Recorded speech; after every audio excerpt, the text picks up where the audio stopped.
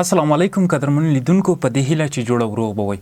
راځم غواړم چې په دغه ویډیو کې تاسو ته په دې کمرې په یو مهم آپشن باندې خبرې وکړم چې هغه دی وایټ بالانس. وایټ بالانس په کمره کې یو اتوماتیکل برخه ده چې د چاپیریال سره د رنگ تنظیم برابروي. یعنی موږ تاسو کولای شو په کمره باندې نظر چاپیریال ته خپل رنگ تنظیم کړو او استفاده ورڅخه وکړو او یو ښکلی انځور د ځان لپاره صف. وایټ بالانس په کمره کې څو آپشنونه ګورئ، دلته څو نښې نښانونه دوی ورکړي دي چې په دغه ساحو کې کولی شو موږ تاسو له دغه څخه استفاده وکړو.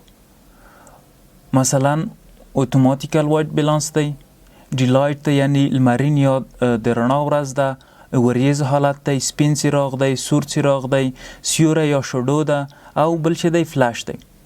که چیرې مثلا موږ تاسو غواړو چې په لمرین یا رڼا ورځ کې تصویر واخلو، موږ تاسو باید کمره دغه نښان ته څنګه کړو، برابر کړو او په دې وخت کې یو ښکلی انځور پرې باندې اخیستلی شو. که چیرې مثلا په داسې فضا کې چې هلته ورځ وي، موږ تاسو په دغه ټولو موډو باندې تصویر واخلو، نو دغسې یو شکل څنګه کوي، غوره کوي. نو د دغه وایټ بالانس ټول کاروبار د لایټینګ سره دی، د روښنایۍ سره او همدارنګه په فضا کې په چاپیریال کې د نور سره ځان عیارول دي. تا په مینوال موډ کې زه ځم وایټ بالانس ته AWB. کله چې زه په ده باندې کلیک وکم، دلته موږ تاسو ته دغه نښانونه دي چې په مختلفو ساحو کې موږ تاسو استفاده ورڅخه. لکه مخکې چې ما وویل، ګورئ لمرین حالت دی، شډو ده، د وریځ حالت دی، البته سور څراغ دی، سپین څراغ دی، فلاش دی او بل چې دی کسټوم یا په خپله خوښه کالرینګ دی چې موږ تاسو بیا کولی شو په دغه کې خپله خوښه رنګونه تنظیم کړو.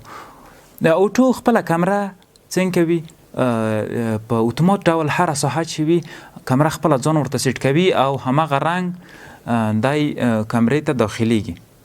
بل دغه نور سره ډیلایټ دی یا لمرین حالت دی چې موږ تاسو په بیرون ساحه کې چې کله ویډیو کوو یا کاسی کوو باید له دغه څخه استفاده وکړو. دغه نور سره شډو حالت دی یا سایه. په هغه ځایونو کې چې هغلته سایه یا مثلا شډو وي، موږ تاسو له دغه نښان څخه باید استفاده وکړو، یو ښکلی انځور پرې باندې نیول کېږي. دغه نه وروسته کلاود یا وریځ حالت دی. په هغه وخت کې له دې څخه استفاده کوي چې لمر نه وي او وریځ وي، نو موږ تاسو باید له دغه نښان څخه استفاده وکړو. دغه نه وروسته بل چې دی سور څراغ دی. سور څراغ کې هغه وخت استفاده کېږي چې مثلا هلته سره رڼا وي، هغه ګروپان چې سور رنګ ولري یعنی سره رڼا تولید کړي، له دغه نښان څخه موږ تاسو استفاده کوو. دغه نه وروسته بل چې دی سپین څراغ دی چې په تالار کې مثلا موږ تاسو ویډیو کوو، نو باید دغه نښان ته برابر شي او ښکلي رنګونه کمره د لینز له طریقه داخلوي او ښکلی انځور پرې باندې نیولی شو.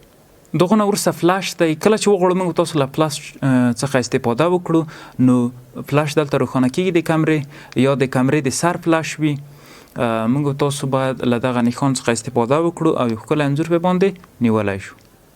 او بل دغه نه وروسته کسټوم حالت دی چې په خپله موږ تاسو اجسټ کالرینګ یې کړو، نو بیا یو ښکلی انځور د دې په واسطه سره هم نیولی شو. نو قدرمنو لیدونکو، دغه ویډیو چې زیاتره کسان باید ورسره آشنا وي او له دغه ویډیو څخه مو څه زده کړي وي. تر بلې ویډیو د خدای پامان.